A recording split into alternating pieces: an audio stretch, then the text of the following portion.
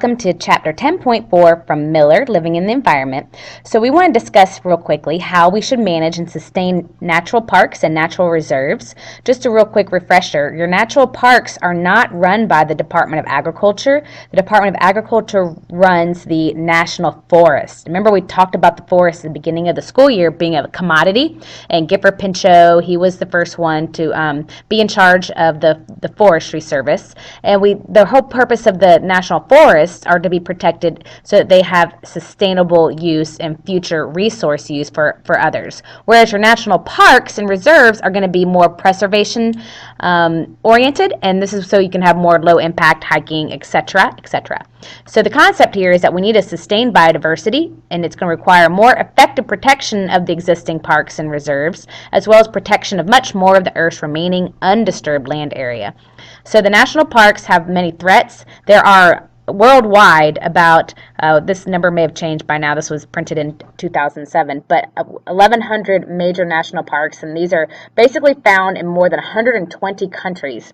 The thing about the parks in the developing countries, this is where you're going to have majority of the biodiversity. A lot of our hot spots are going to be in the developing countries, but they are only 1% protected against illegal animal poaching, illegal logging and mining, and those that where it is illegal probably aren't going to have a lot of personnel and money and etc. in order to actually be able to fight the invasions and the persecution of the animals that are illegally poached.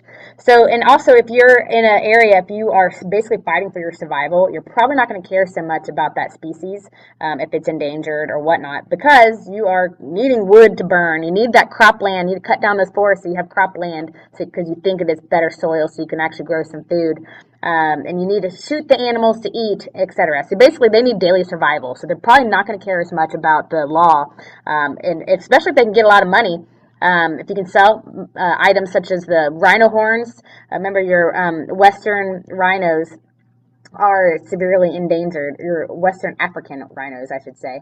Then the elephant tusks and furs, etc., are poached so that they can be sold. So it's pretty sad. So there are 58 major national parks in the United States.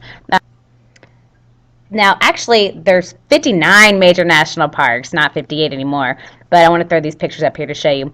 And one of them in particular that we visit often on our side of town would be the Great Smoky Mountains. And the Great Smokies actually have the highest traffic of all 59 national parks in the United States. They have about 9 million visitors a year.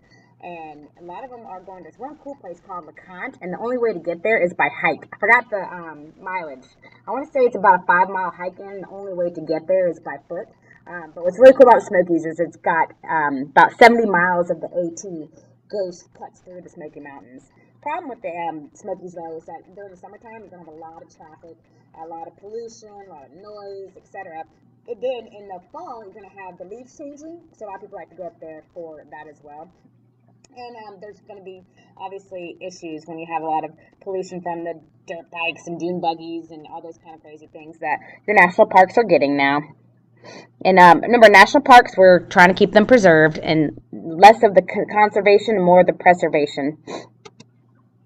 Stresses damage from non-native species, such as boars and mountain goats. As a matter of fact, the Great Smoky Mountains, they've been suffering, the hemlocks have been suffering for quite a while. We had they call it the woolly, like a hemlock woolly adiglade, I can't really say it. That came in from Japan, and that's been decimating all the hemlocks in the Smoky Mountains. And as a matter of fact, really through most of the Appalachian Trail, through the Appalachian Mountains. But the boars and the mountain goats, those have been they've been introduced to North Carolina.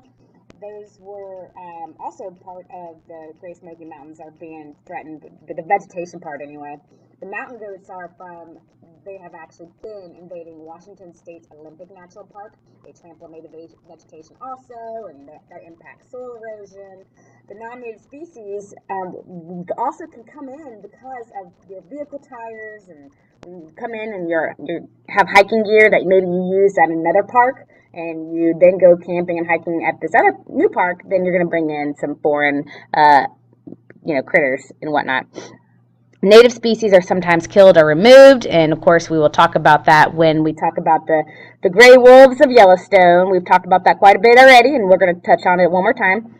But these national parks end up being like threatened island of biodiversity.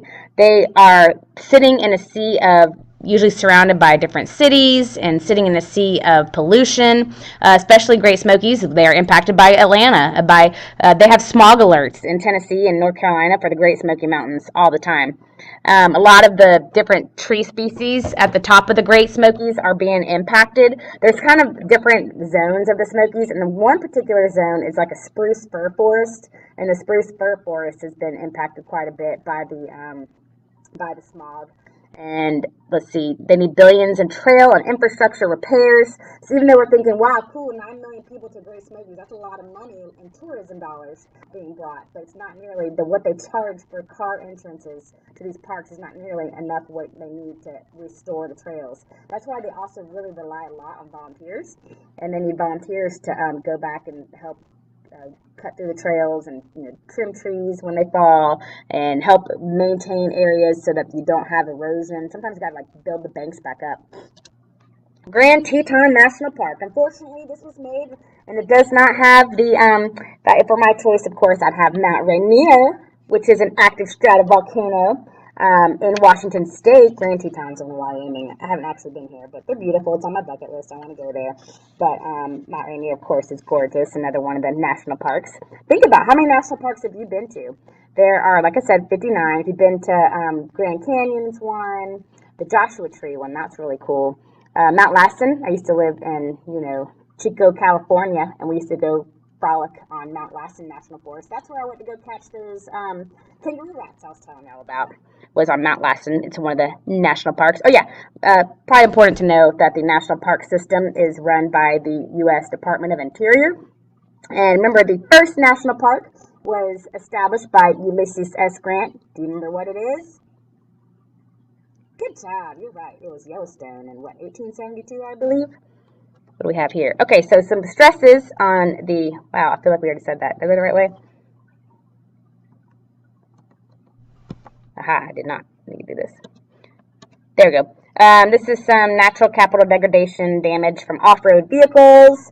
You can tell this is actually near the city of Moab, Utah. Basically, you had off-road vehicles, which are polluting the air, damaging soils and vegetation, threatening wildlife, and degrading wetlands and streams. Here are some solutions for national parks. You can integrate plans for managing parks in nearby federal lands, add new parkland near threatened parks, buy private land, locate visitor parking outside parks, and perhaps provide shuttles, especially for the Smokies since they're completely traffic ridden. Increase federal funds for park maintenance, raise entry fees, and that might actually help with the trail maintenance and management. Seek private donations, which I know they do. Limit the number of visitors, increase the number of park rangers. Poor park rangers, they're spending so much time trying to keep people off of keeping people off of the illegal parts. Sometimes you shut down trail areas in order to let them restore and try to get back to their natural vegetative state. And so I'm not going to lie, I've actually interacted with the park ranger when I was told to not go a certain way on a trail. I had to go a different way. But, they're doing that. I understand. They're trying to do that to make sure they can try to restore some areas when they get trampled. Okay, now we have the science focus, reintroducing the gray wolf to Yellowstone. I don't want to spend a whole lot of time on this because you've already seen the documentary and you've already done the case study reading, so I'm just reiterating, I guess, what you already read. But this has to do with the gray wolf. They are the most widely studied wild animal. They are the greatest studied wild animal basically because of their success. They are a success story, especially in the minds of those who wanted to increase their population back.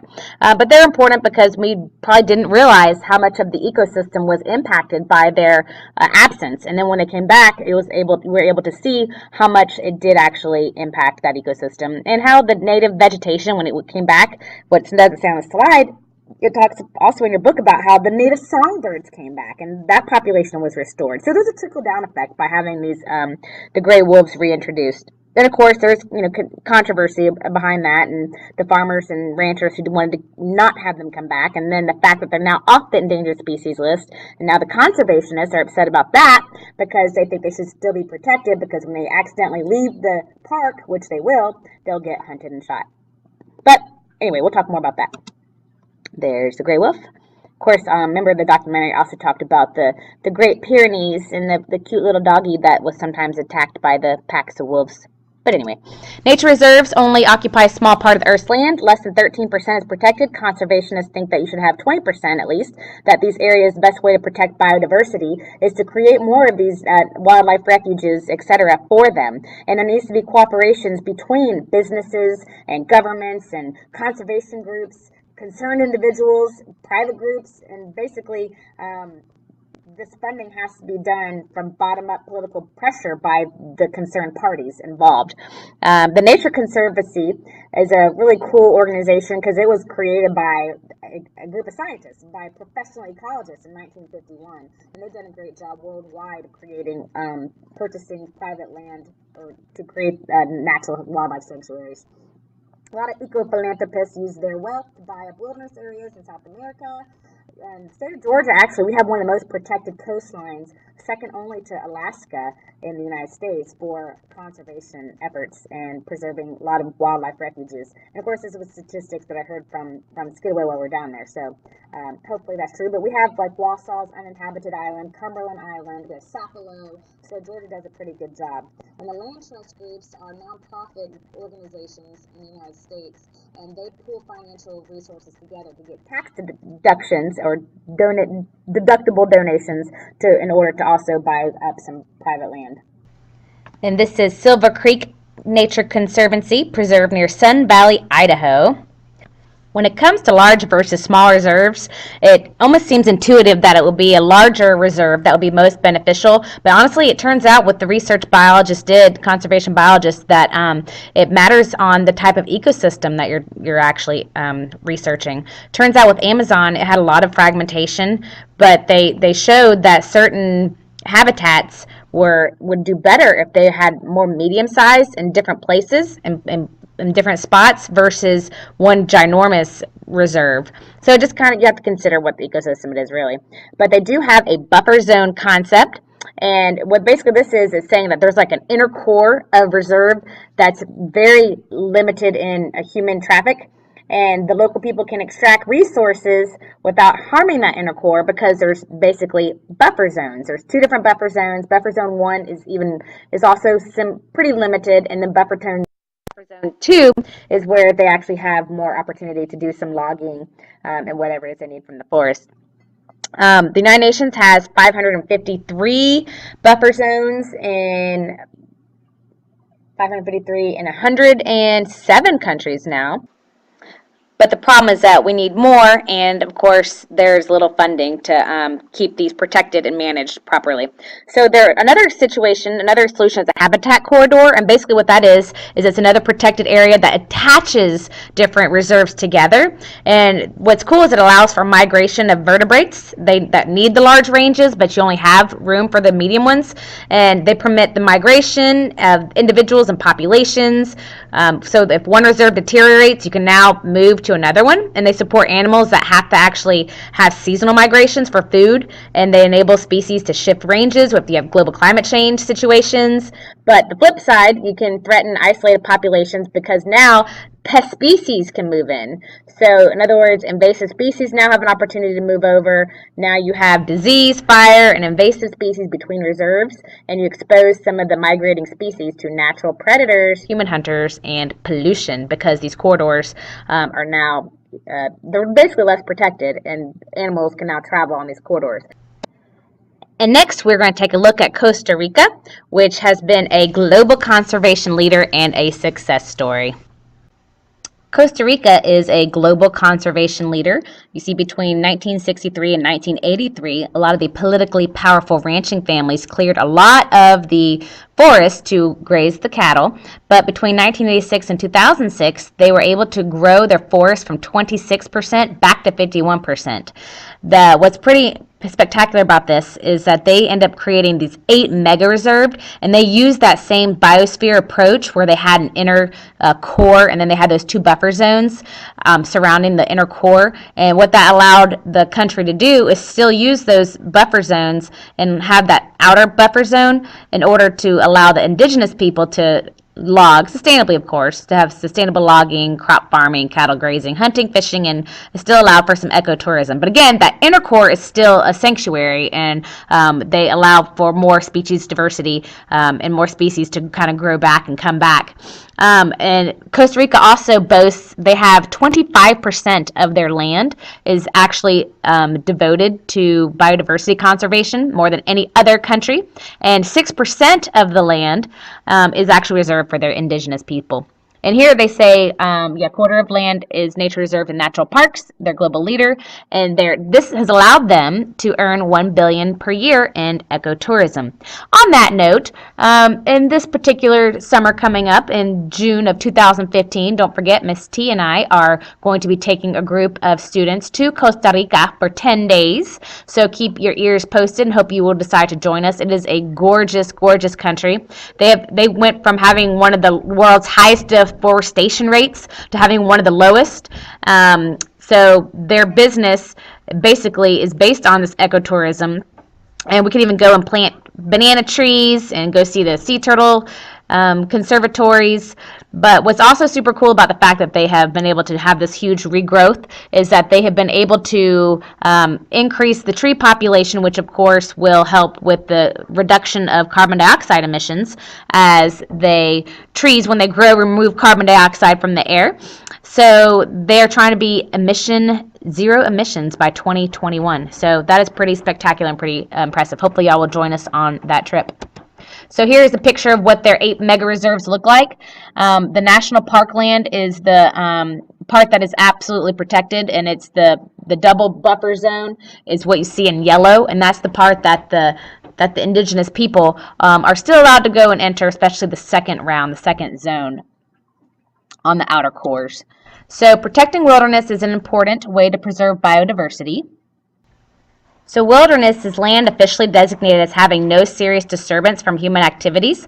Remember, Theodore Teddy Roosevelt was the first one to actually set aside any kind of U.S. land. He did this, remember, with Pelican Island, where he had Krogel protect the migrating birds and allow them to go to Pelican Island so they can actually breed.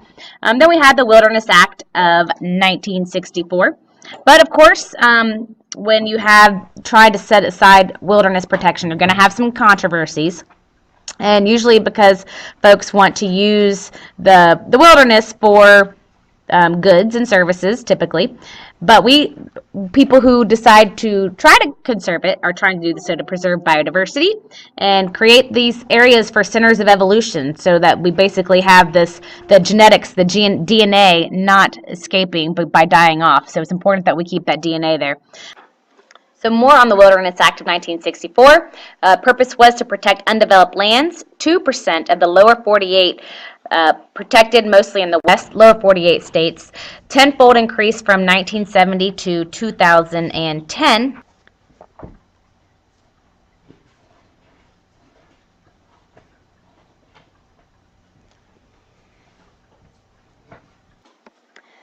But United States still ranks about 42nd among all the nations in terms of terrestrial area protected as wilderness, and Canada is 36th. And only 413 wilderness areas in the lower 448 states are actually large enough to sustain the species that they contain. But in 2009, 2 million more acres got wilderness protection, and 50% increase in length of wild and scenic rivers, so that's a plus. But what's important to know is that the most wilderness areas are threatened habitats in a sea of development, and that basically what's happening is that it's very hard to get a roadless rule. In other words, federal regulations that allow undeveloped areas of national forests to be off limits to road building and logging, because for decades we have basically politically powerful oil, gas, and mining and timber industries who want entry to these areas because, again, valuable commodities and resources are in these wilderness areas. Even though these wilderness areas, are actually public land, they're owned by all of us citizens of the United States. So these are our resources as well.